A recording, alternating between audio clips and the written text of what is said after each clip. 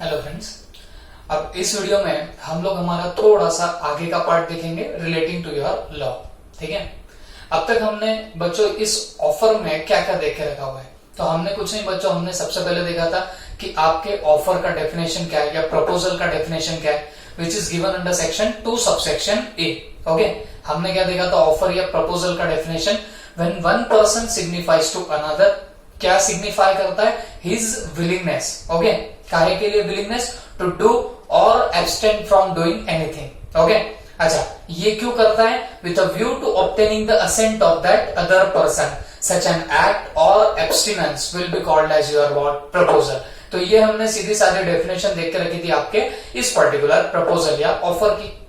फिर हमने इसमें से एनालाइज किया तो कुछ इसमें से इसेंशियल निकल के आए, जैसे पार्टीज निकल के आई। तो हमने बात की थी कि भाई यहाँ पे कुछ पार्टीज होंगी, जैसे जो बंदा ऑफर करेगा उसको आपने क्या नाम दिया था, ऑफरर। ठीक है, जिसको ऑफर दिया उसको क्या बोलेंगे, ऑफरी। वो बंदा अगर आपका ऑफर एक्सेप्ट कर लेवे तो हम लोग उसको क्या बोलने वाले, एक्सेप्टर। याद आ गया सबको, या प्रपोज भी बोल सकते हैं। ठीक है, तो ये हुआ था आपका पहला इसेंशियल या डेफिनेशन को अगर तोड़ू तो ये उसमें से मीनिंग निकल के आ रहे थे। फिर सेकेंडली आपने क्या बोला, आपने बोला था there must be expression of willingness, the party should express his willingness, okay, to do और नॉट टू डू समथिंग।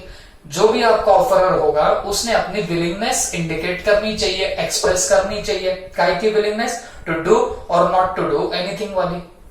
और थर्ड नंबर पे आपने उसी में आगे जाके क्या देखा था बच्चों, हमने देखा था ये जो आप लोग विलिंगनेस इंडिकेट कर रहे हो ये कैसे इंडिकेट करना चाहिए, with a view to obtaining the assent of that other person. मतलब आप सिर्फ आपकी विलिंगनेस एक्सप्रेस करना इतना ही काफी नहीं रहेगा, बल्कि आप आपकी विलिंगनेस ऐसे एक्सप्रेस करो ताकि सामने वाले का असेंट ले सको। बात समझ में आ रही है आपको, ये भी हमने तीसरा पॉइंट निकाला था। और फोर्थ पॉइंट बच्चों अगर आपको याद होगा तो हमने क्या निकाला था, तो हमने बोला था भाई आपका ये जो भी ऑफर होगा ये पॉजिटिव एक्ट के लिए भी हो सकता या फिर नेगेटिव एक्ट के लिए भी हो सकता। पॉजिटिव एक्ट के लिए याद करो मेरा एग्जांपल, क्या तू तेरी कार मुझे बेचेगा, ये पॉजिटिव एक्ट है, कुछ करने के लिए, टू डू समथिंग। और नॉट टू डू समथिंग, याद करो बच्चों, नॉट टू डू समथिंग में हमने क्या बोला था, वो मामा पेड़ा।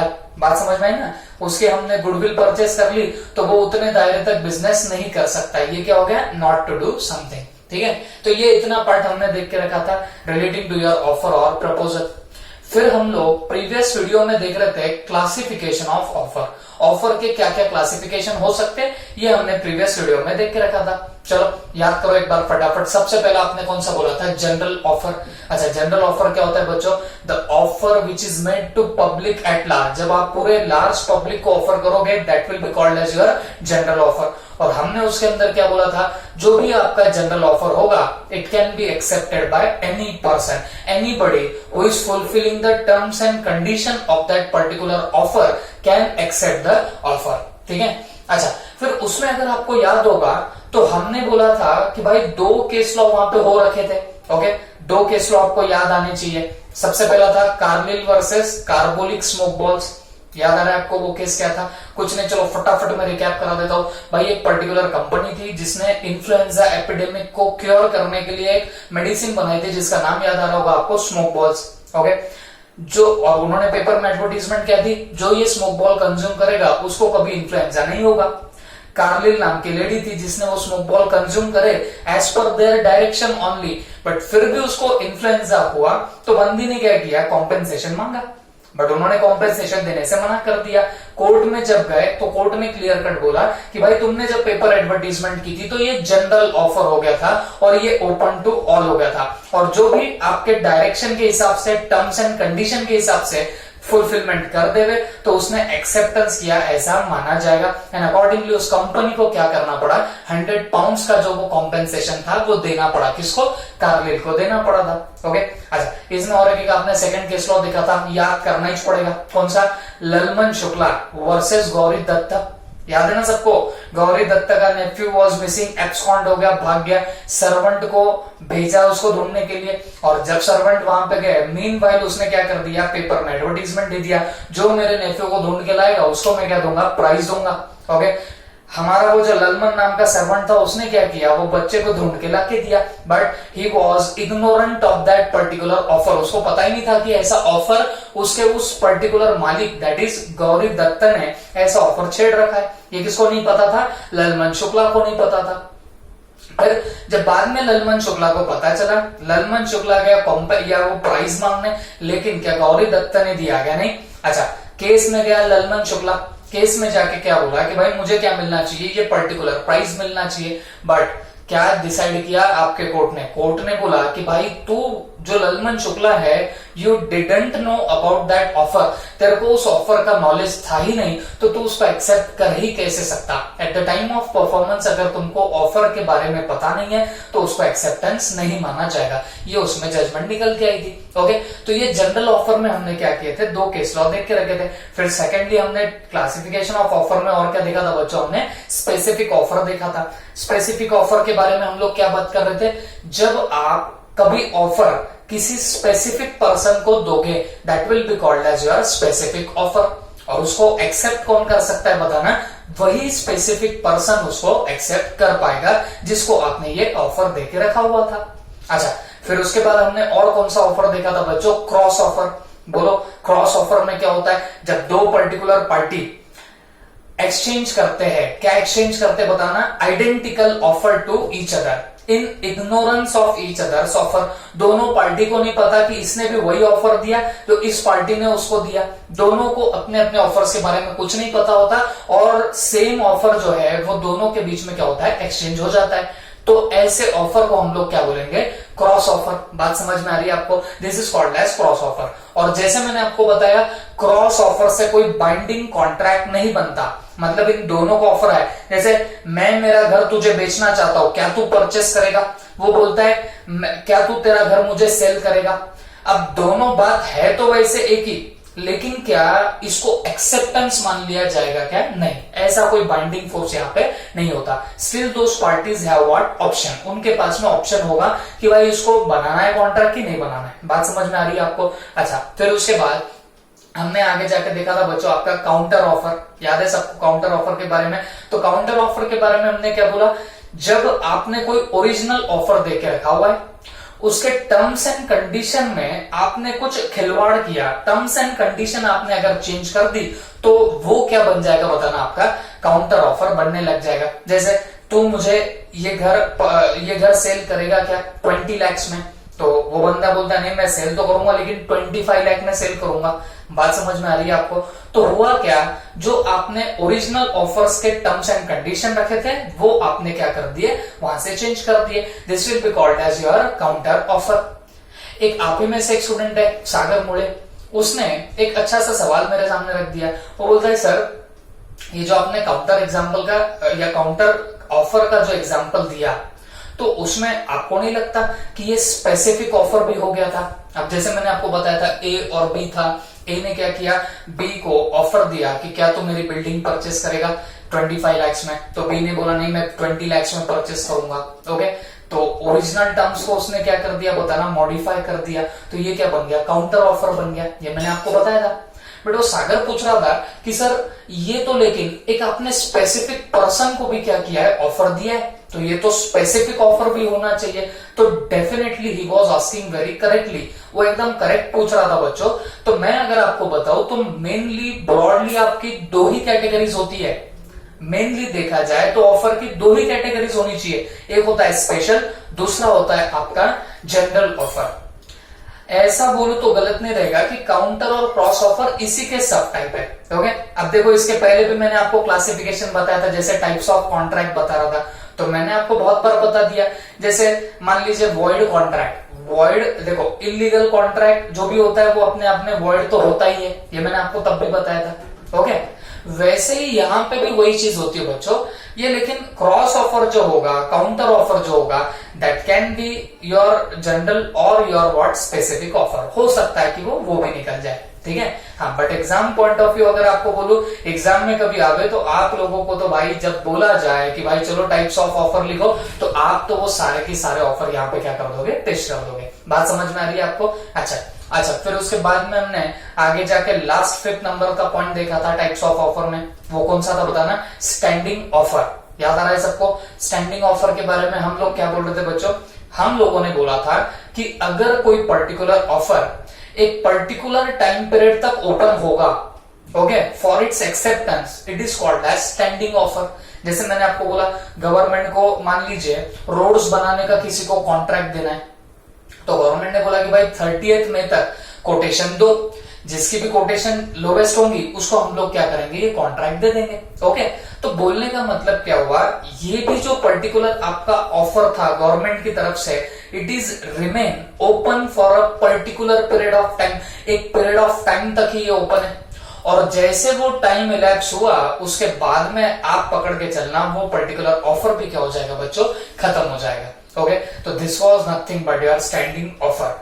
तो हमने क्लासिफिकेशन ऑफ ऑफर भी पिछले लेक्चर तक हमने देख के रख दिया है। ओके, अब हम थोड़ा सा आगे बढ़ने वाले हैं। ओके, तो आगे बढ़ने के लिए हम लोगों को ये भी पता चलना चाहिए कि हम लोग एग्जैक्टली अब देखने क्या वाले, तो हम लोग देखने वाले essentials of valid offer.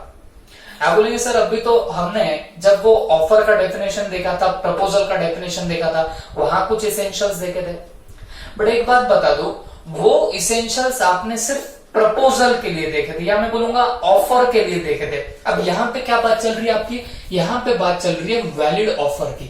Okay, तो बात तो अब आपको क्लियर हो रही होंगी, वो सिर्फ ऑफर के कंटेक्स्ट में था, ऑफर करोगे तो वैसा होना चाहिए ऑफर, हाँ, लेकिन अगर उसको वैलिड ऑफर बनाना चाहोगे, वैलिड ऑफर का मतलब क्या होगा, जो इनफोर्सिएबल बाय लॉ बनाना होगा, मतलब आप जो पर्टिकुलर ऑफर करोगे उसको in the eyes of law आपको अगर रिकॉग्निशन देनी होगी, तो उसके लिए कौन कौन से इसेंशियल्स की जरूरत रहेगी, ये हम लोग यहाँ पे पढ़ने वाले। ओके, वो सिर्फ एक ऑफर के लिए क्या चीजें रिक्वायर्ड है वो हमने वहां पे इसेंशियल्स देखे थे। जैसे दो पार्ट, वो ऑफर ही लगेगा, फिर उसके बाद में विलिंगनेस इंडिकेट करनी चाहिए, वो आपके जनरलाइज ऑफर की बात चल रही थी, जनरलाइज प्रपोजल की बात चल रही थी। बट ये जो अब आप लोग इसेंशियल्स देखोगे तो ये वैलिड ऑफर बनाने के लिए देखने वाले हो, मतलब ऐसा ऑफर जिसको इन the eyes of law recognition अगर आपको देनी हो तो उसके लिए कौन कौन सी चीजें रिक्वायर्ड है, ये हम लोग कहां पे देखने वाले,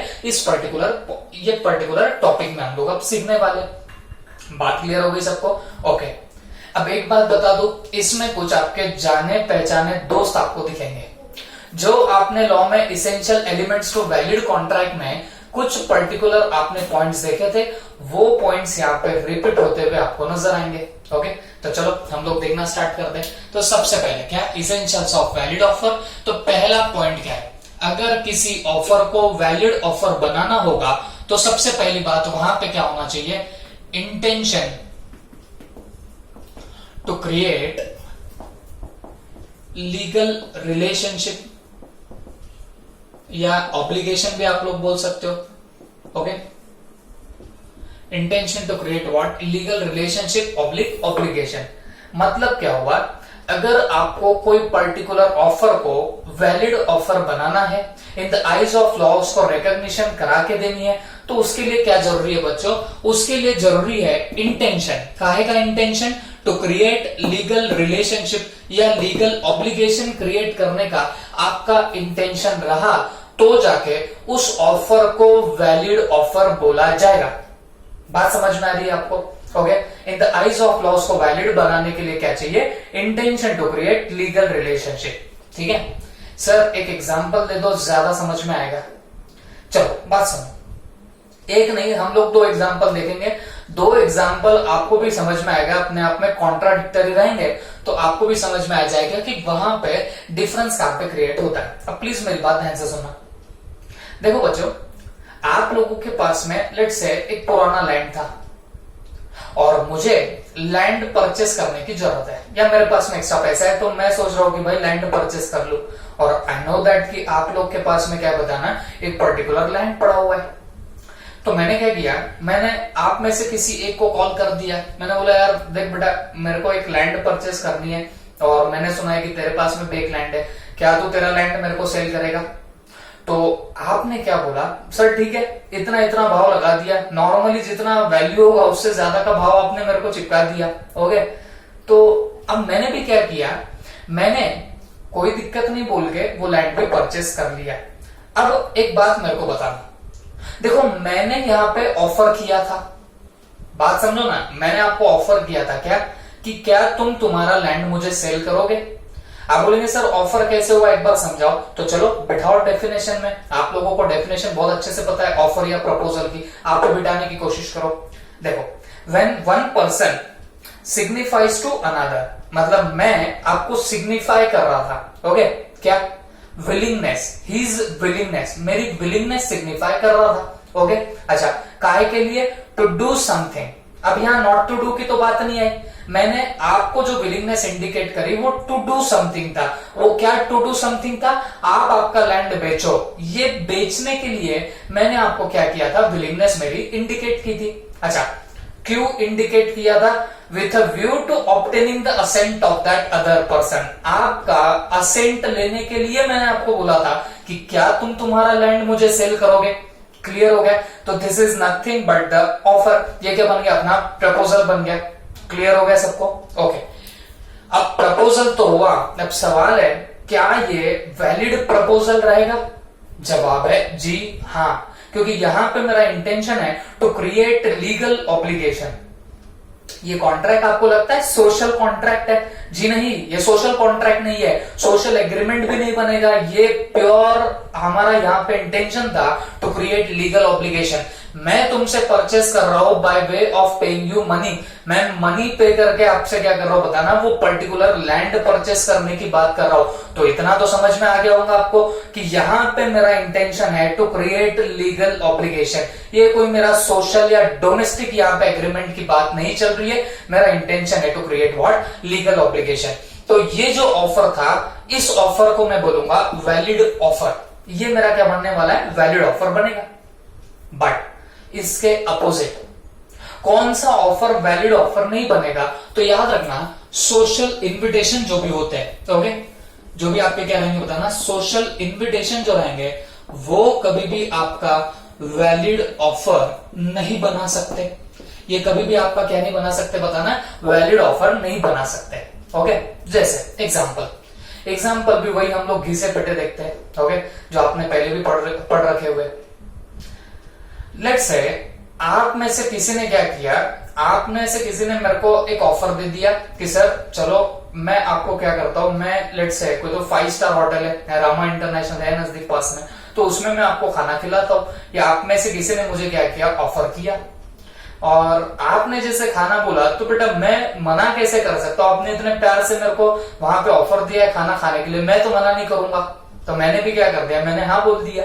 ठीक है, अब बात सुनो, वहां पे पर प्लेट मान के चलिए 2000 या 3000 की पर प्लेट है। ओके, मतलब फिर भी खाना इतना कुछ खास नहीं है उसमें, नॉर्मल आपने भी क्या किया, खाना रख लिया, और 2-3,000 की लेट से वहां पे क्या है, पर प्लेट वहां पे खाना चल रहा है। यार आई डोंट नो, आपको ज्यादा पता होगा, शायद उससे भी ज्यादा उसका रेट होगा, बट हम पकड़ लेते हैं 2-3,000 की वहां पे पर प्लेट का वहां पे ये रखा हुआ है, चार्जेस वहां पे लगते हैं। तो आपने मुझे ऑफर दिया था सर खाना खाने को आ जाना, मैंने बोला जी आ जाऊंगा। बट हुआ ऐसे, जिस दिन आपने वहां पे वो प्रोग्राम रखा था खाना खाने का, उसी दिन पता नहीं क्या प्रॉब्लम हुआ, मैं वहां पे खाना खाने नहीं आ पाया। और मान लीजिए मेरे जैसे और 3-4 लोग थे जिसको आपने क्या कर रखा था, आपने ऑफर देके रखा था खाना खाने के लिए, और वो 3-4 लोग भी आपके वहां खाना खाने नहीं आ पाए। ओके, अब मुझे एक बात बताओ, आप तो आग बबूले हो जाओगे, आप बोलेंगे हमने पहले से बुक करके रखी थी वहां पे प्लेट्स 2-3,000 पर प्लेट, मान लीजिए 3,000 की प्लेट आपने रखी, और लेट्स से 5 लोगों को आपने ऐसे बुलाया था जिन्होंने हाँ तो बोला लेकिन उन्होंने वहां पे प्रेजेंट ही लगाई नहीं, तो आपके कितने पैसे डूबे, आपके 15,000 रुपीज डूबे। ठूस के पेट में कितना ठूसेंगे बच्चों, ऐसा तो नहीं है कि एक प्लेट खा लिया तो और एक प्लेट एक्स्ट्रा की खा ले, ऐसे तो पॉसिबल नहीं है। तो आपके 15,000 मान लीजिए वहां पे डूब गए। अब आप आग बबूले होके कल चल के मेरे को बोलने आते हो कि सर ये नहीं जमेगा, मैं आपके ऊपर केस फाइल कर दूंगा, तो आप मुझे बताना जमेगा या नहीं जमेगा। अरे जब आप ऐसा आग बबूले होके मेरे पास में आओगे तो मैं बोलूंगा बच्चों तुमने लॉ तो पढ़ा लेकिन आधा लॉ पढ़ा। आप एक बात समझो, there must be what intention to create legal relationship. अब तूने जो ऑफर मुझको दिया वो ऑफर कहीं ना कहीं सोशल ऑफर था, सोशल इन्विटेशन था, वहां पे तुम्हारा कोई क्या नहीं था बताना, intention to create legal obligation नहीं था। और जब तक तुम्हारा intention to create legal obligation नहीं होगा, how can you file a suit, how can you file suit on me. आप मेरे ऊपर कैसे सूट फाइल कर सकते हो? सूट माने केस कर सकते हो क्या बच्चों? नहीं कर सकते हो। तो अकॉर्डिंगली बोलने का यहाँ पे मतलब क्या रहा है, अगर आपको कभी भी अगर वैलिड ऑफर बनाना होगा तो there must be what intention to create legal obligation. Social invitation वहां पे नहीं चलते। Is that clear? ओके, तो ये हुआ आपका प्रॉपर ऑफर का एग्जाम्पल। ठीक है, अच्छा इसी के लिए तो मैं आपको याद दूंगा, देखो हम लोग प्रीवियसली जब हम लोग इसेंशियल एलिमेंट्स देख रहे थे तो मैंने आपको बताया था इंस्टीट्यूट ने देखो वो एक एग्जांपल डाला था, ए और बी के बारे में था। ए जब बोलता है बी को I wanted to marry till the end of 2020, okay, और जब वो पूछता है विल यू मैरी मी, तो वो एक प्रॉपर ऑफर बनता है। मैंने आपको तब भी बताया था कि यार हम लोग बिजनेस लॉ पढ़ रहे हैं, ओके, और वो जो है वो ऐसे जनरलाइज ऑफर है, वो कभी एक वैलिड ऑफर नहीं बन सकता, क्योंकि वहां पे भी ध्यान रखो वो भी सोशल ऑफर की तरफ इशारा करता है। ठीक है, तो इसके लिए मैंने उस पर्टिकुलर वीडियो में भी आपको एग्जांपल कार का दिया था, या आई थिंक बाइक का मैंने आपको एग्जांपल देके रखा था। ठीक है, तो जहां intention to create legal obligation आया तो वो आपका क्या बनने वाला है, वो आपका वैलिड ऑफर बनेगा। और ऐसे सोशल डोमेस्टिक अगर होता है तो वो कभी भी आपका वैलिड ऑफर नहीं बनेगा। जैसे उस केस में आपने देखा था, अच्छा वो बोलता है विल यू मैरी मी, वो मान लीजिए बी जो है वो हाँ भी बोल देती है और बाद में थर्ड मार देती है, क्या वो उसके ऊपर सूट करेगा? क्या नहीं कर सकता है। बात समझ में आई आपको? हाँ, वो बात अलग है कि उसके और कुछ अलग एक्ट्स आते हैं जो कॉन्ट्रैक्ट एक्ट के अंदर तो कवर नहीं होते, वहां की बात अलग है, बट हमारे कॉन्ट्रैक्ट एक्ट में कोई प्रॉब्लम वहां पे खड़ी नहीं होगी। ओके, क्यों? क्योंकि वो जो ऑफर था वो ऑफर वैलिड ऑफर नहीं था in the eyes of law, क्योंकि intention to create legal relationship वहां से क्या था बताना, वहां से मिसिंग था। लीगल रिलेशनशिप का इंटेंशन बोलो तो भाई आप ऐसे समझो कॉन्ट्रेक्चुअल टर्म्स में, मतलब जहां पैसे का लेना देना या कंसिडरेशन जहां से फ्लो होने की बात आती, तो वहां पे आप लोग पकड़ सकते हो कि वहां पे intention to create legal obligation था। ओके, तो ऐसे आप लोग उसको डिस्टिंग्विश करने लगोगे। तो this is your first point of your essential elements to valid offer. तो इसमें हमने क्या देखा बताना कि आपका इंटेंशन होना चाहिए टू क्रिएट लीगल ऑब्लिगेशन। तो इसके लिए हमने क्या बोला, जो भी सोशल इन्विटेशन हो गए वो कभी भी आपका वैलिड ऑफर नहीं बना सकते। क्लियर हो गया? ठीक है, चल आगे बढ़ते हैं हम लोग। ये इसेंशियल एलिमेंट में सेकंड है, offer must be definite, clear and not vague. Okay, offer must be what, definite, clear and not vague. अब देखो ये भी आपको essential elements to valid contract में आके जा चुका है। ठीक है, तो अगर मैंने रिपीट कर दिया तो आई थिंक आपको याद जल्दी से आ जाएगा। ठीक है, जब भी आप ऑफर दे रहे हो तो ऑफर आपका सर्टेन होना चाहिए, डेफिनेट होना चाहिए, वेग नहीं होना चाहिए। बात समझ में आई आपको? ओके, मैंने लगा तो 3-4 एग्जांपल की यहाँ पे लाइन लगा देता हूं, आपको खुद समझ में आ जाएगा। ठीक है, पहले वो एग्जांपल देता हूं जो मैंने इसेंशियल एलिमेंट्स में भी दिया था।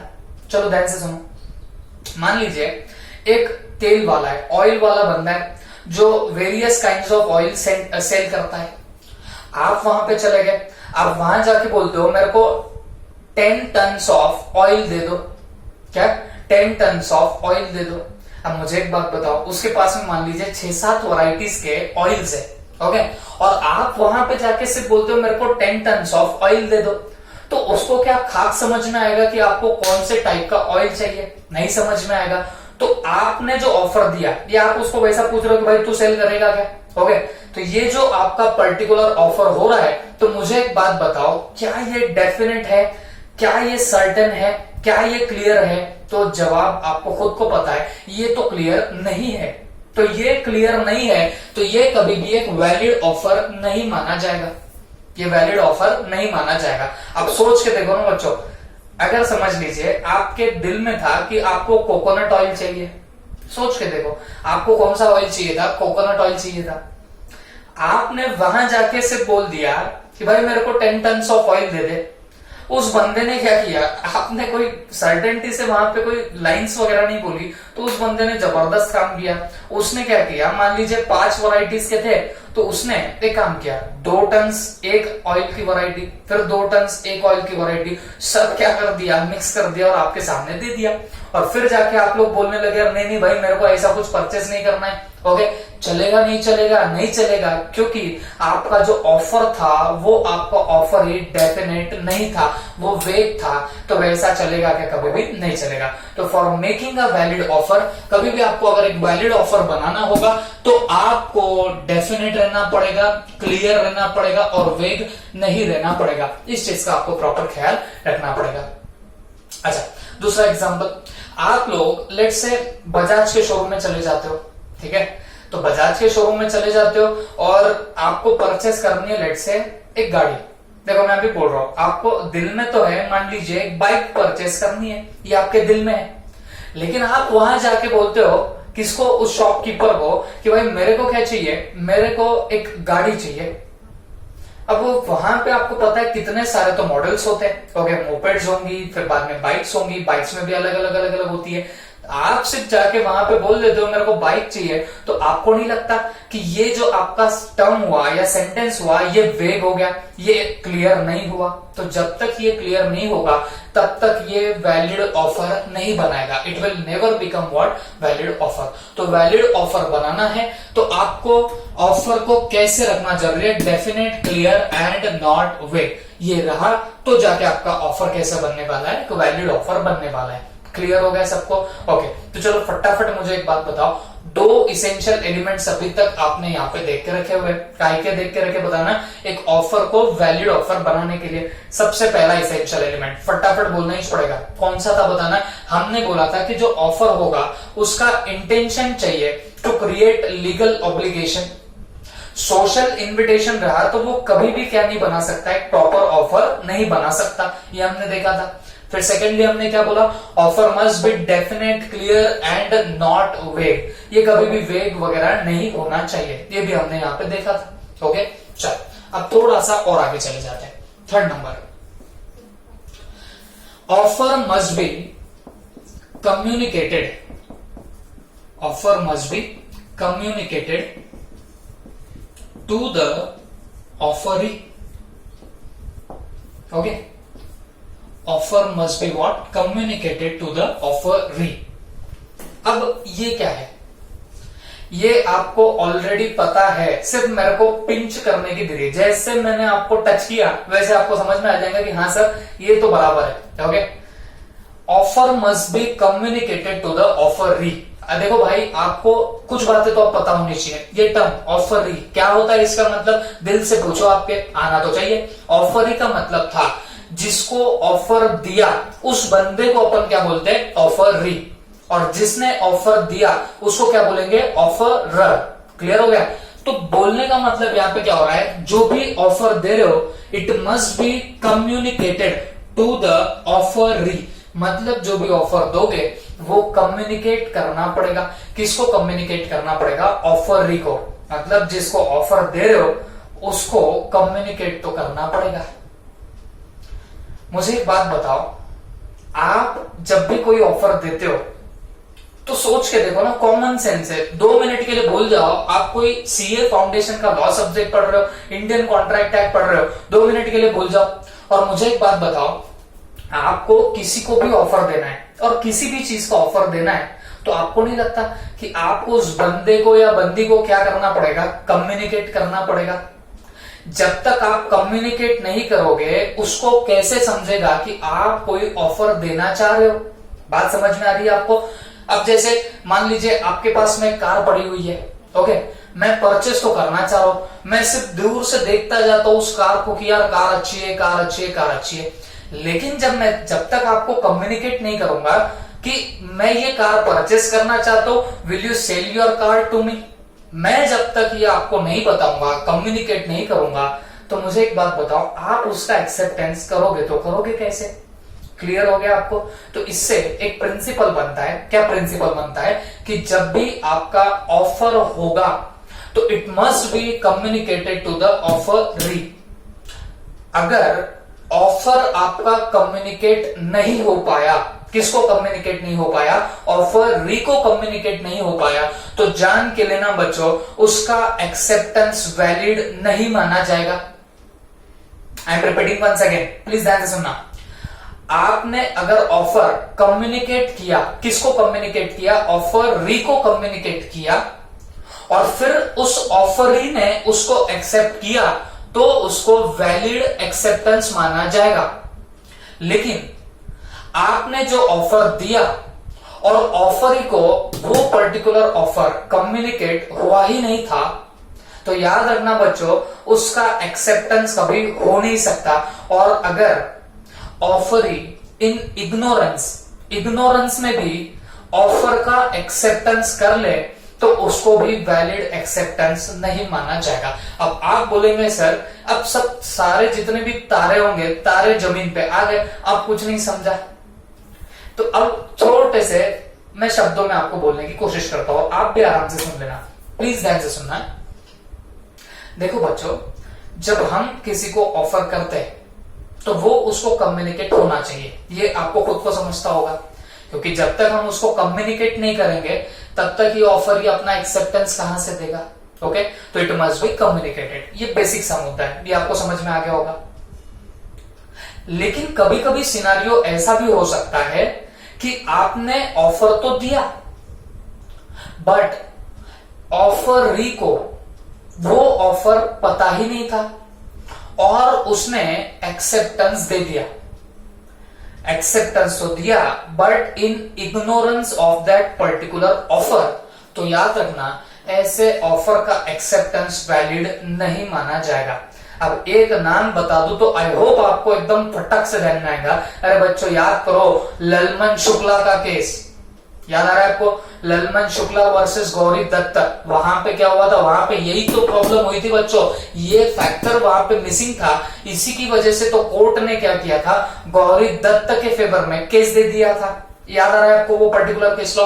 अच्छा चलो, मैं आपको वापस उसको इसके कंटेक्स्ट में बता के देता हूं। मॉड्यूल में देखोगे तो वापस से वो गौरी दत्त का केस यहाँ पे भी इनकॉर्पोरेट किया हुआ है, ठीक है? अब मैंने तो आपको समझा है, बट फिर भी मैं यहाँ पे आपको वापस से समझा देता हूँ, प्लीज ध्यान से सुनो। इन्होंने क्या बोला? Offer must be communicated to the offeree. और मैं क्या बोल रहा हूं भाई, अगर आपको ऑफर आपने कम्युनिकेट किया, किसको? ऑफरी को, तभी तो ऑफरी उसको एक्सेप्ट भी कर पाएगा, ठीक है? ये पॉइंट तो आई डोंट थिंक किसी को तकलीफ दे रहा होगा। बट सेकंड पॉइंट क्या बोला कि अगर आपने ऑफर दिया और ऑफरी एक्सेप्ट तो कर रहा है, but in ignorance of that offer, मतलब उसको उस ऑफर के बारे में कुछ पता ही नहीं है, हाँ बट उसका उसने एक्सेप्टेंस तो दे दिया, तो इसको कभी भी वैलिड एक्सेप्टेंस नहीं माना जाएगा। ललमन शुक्ला और गौरी दत्त के केस में क्या हुआ? यही तो बात हुई थी। गौरी दत्त ने पेपर में एडवर्टीजमेंट दी थी, क्या? कि जो उसके नेफ्यू को ढूंढ के लाएगा तो गौरी दत्त उसको क्या देगा? प्राइज देगा। अब ये ऑफर तो जनरल ऑफर था, कोई भी इसको एक्सेप्ट कर सकता था, बट मुझे एक बात बताओ, ललमन शुक्ला ने जब नेफ्यू को ढूंढ के लाके दिया, किसको? गौरी दत्त को, तो क्या गौरी दत्त ने उसको कॉम्पेंसेशन दिया था? नहीं। कोर्ट ने क्या डिसीजन दिया? गौरी दत्त बोल। तो कोर्ट ने भी बोला नहीं, गौरी दत्त को कोई पर्टिकुलर प्राइज देने की जरूरत नहीं है। किसको प्राइज देने की जरूरत नहीं? ललमन शुक्ला को। तो कोर्ट ने किस कंटेक्स्ट में बोला था? तो बच्चों इस कंटेक्स्ट में बोला था। कोर्ट ने बोला था कि भाई जो भी आपका ऑफर होगा, that must be communicated to the offeree. Offeree को उसके बारे में नॉलेज होना चाहिए कि इस पर्टिकुलर ऑफर का जिक्र किया गया है। ललमन शुक्ला के केस में क्या हो गया? उसने वो एक्ट तो कर दिया, उसने काम तो कर दिया, लेकिन इन इग्नोरेंस ऑफ दैट ऑफर, उस इग्नोरेंस की वजह से हम लोगों ने क्या बोला था कि उसको कोई भी कॉम्पेंसेशन नहीं मिलेगा या कोई भी प्राइज उसको नहीं मिलेगा, ये हमने कहां पे देख के रखा था, उस पर्टिकुलर केस लॉ में देखा था। तो बोलने का मतलब क्या हुआ, अगर कोई बंदा इन इग्नोरेंस में एक्सेप्ट कर देता है, उसको पता ही नहीं है कि कोई ऑफर है, और वो पर्टिकुलर कोई काम कर देता है या उसका एक्सेप्टेंस कर देता है, उस एक्सेप्टेंस को भी वैलिड एक्सेप्टेंस नहीं माना जाएगा in the eyes of your law, उसको कभी वैलिड नहीं माना जाएगा।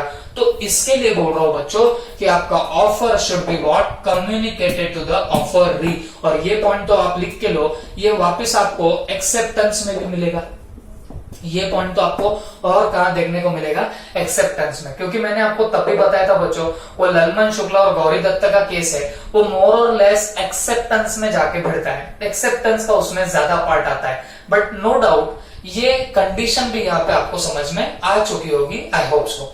तो इसको मैं कंक्लूड करूं तो तीसरा इसेंशियल क्या है, जब भी आप ऑफर करोगे तो बच्चों वो सामने वाले को कम्युनिकेट होना चाहिए। जब तक आप उसको कम्युनिकेट नहीं करोगे तो सवाल ही नहीं उठता उसके एक्सेप्टेंस का। ओके, जैसे मैंने बताया, आप जाओगे, खड़े हो जाओगे शोरूम में और आपके दिल में ही बातें चल रही है कि मुझे ये बाइक परचेस करनी है। अरे आपके जो दिल में है वो बाहर निकालना पड़ेगा। वो शोरूम के ओनर को कैसे पता चलेगा कि आप वहां पे खड़े खड़े जो बाइक को ताड़ रहे हो, वो काय के लिए ताड़ रहे हो, परचेस करने के लिए कर रहे हो, वो उसको कैसे पता चलेगा। तो that's why you will have to communicate your offer. जब तक आप आपका ऑफर वहां पे कम्युनिकेट नहीं करोगे तब तक बच्चों ये ऑफर वैलिड ऑफर नहीं बन सकता। ओके, तो ये हमने क्या बोले, 3 इसेंशियल्स आज हमने देख लिए रिलेटिंग टू योर ऑफर। कौन कौन से देखे, there must be intention to create legal obligation, तो जो सोशल इन्विटेशन होंगे उससे कभी भी आपका वैलिड ऑफर नहीं बन सकता। सेकेंडली हमने क्या देखा, offer must be definite, clear and not वेग, ये वेग नहीं होने चाहिए, क्लियर होने चाहिए। और तीसरा क्या देखा, offer must be communicated to the offeree. Okay, अब जो बच्चों बचे हुए एसेंशियल एलिमेंट्स है ये हम लोग क्या करेंगे, कल के वीडियोस में देख लेंगे। ओके, आई होप आप लोग एक पर्टिकुलर चीज फॉलो कर रहे होंगे। देखो जैसे आप लोग वीडियो देख रहे हो बच्चों, उसके बाद में देखो मैंने ग्रुप में मॉड्यूल डाल के रखा हुआ है। ओके, मॉड्यूल का पीडीएफ डाल के रखा हुआ है। तो जैसे आपका वीडियो देखना हुआ, आप फटाफट क्या कर लिया करो, उस पर्टिकुलर मॉड्यूल में से नजर घुमा लिया करो। देखो स्पीड इतनी ही रखेंगे, हमारा जल्दी चालू करने के पीछे पर्पस क्या था कि हमको लॉकडाउन के बाद में चालू करके फिर अननेसेसरली ज्यादा लेके स्पीड बढ़ा के हमको कोई मतलब नहीं आता था। तो इसके लिए हमने क्या किया बच्चों, स्टार्टिंग से हमने थोड़ा थोड़ा करना स्टार्ट कर दिया। तो हमारी स्पीड इतनी रहेगी, इतने स्पीड में बराबर जो है आपका वो प्रॉपर टाइम में कंप्लीट भी हो जाएगा। और मेन बात आपकी यहाँ पे अंडरस्टैंडिंग आने लगेगी। ठीक है, स्पीड इतनी रहेगी, लेकिन आपको एक काम करना डेली पड़ेगा। जैसे हमने जितना देखा उतना आपने प्रॉपरली क्या करना है बच्चों, मॉड्यूल में से रीड आउट करना है। ओके, और जैसे मैंने बताया ये हमारी अंडरस्टैंडिंग के लिए, लास्ट टाइम रिवीजन के लिए रहेगा। और जो आपको लिखना करना है उसका टेक्स्ट आपको कहां से मिलेगा, मॉड्यूल से। ठीक है, ओके, आई होप आप लोग ये सब अच्छे से कंप्लीट कर लोगे। ठीक है, थैंक यू।